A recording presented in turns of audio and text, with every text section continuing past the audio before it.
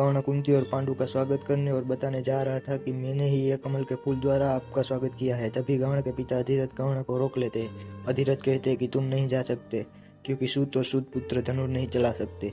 थोड़ी देर में आदिवासी लोग महाराज का स्वागत करने आते हैं। तभी विदुर कहता है कि ये लोगों ने स्वागत किया होगा आपका, और पांडु और कुंती निकल जाते हैं।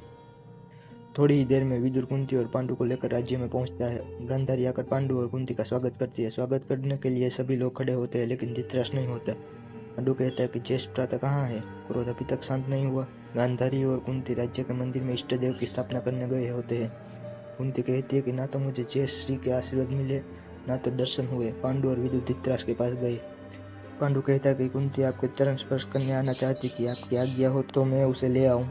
धृतराष्ट्र कहता है कि हाँ, लेकिन शकुनी धृतराष्ट्र की तरफ से कहता है कि नहीं नहीं, हमें ही अभिवादन के लिए जाना चाहिए। नववधू का अधिकार होता है कि सभी चलकर उनका सत्कार करें।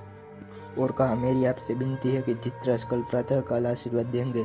पांडु और विदुर चले जाते हैं। कुंती अपने कमरे में आई, तब उसे कमल के फूल दिखे और साथ में प्रेमवता ने बांधा धागा भी उसे दिखा। तभी कुंती कहती है कि आर्य के आते ही मैं उन्हें कर्ण की बात बता दूंगी। दूसरी तरफ माता राधा अधिरथ से कहती है कि कर्ण की धनुर्विद्या का प्रयोग देखकर महाराज और महारानी कितने खुश हुए थे। अधिरथ कहता है कि हाँ, लेकिन उन्हें पता चलता कि कर्ण सुतपुत्र है तो यही प्रभाव दुर्भाव में बदल जाता। हमारे साथ सारे सूतों का जीना आराम हो जाता। कर्ण अपने पिता से विवाद कर रहा होता है। अधिरथ गुस्सा होकर कहता है कि ये लो तीर, उठाओ धनुष बाण, मेरा और तुम्हारी माता का जो होगा वो देखा जाएगा। कर्ण धनुष बाण लेकर नदी की तरफ जाता है।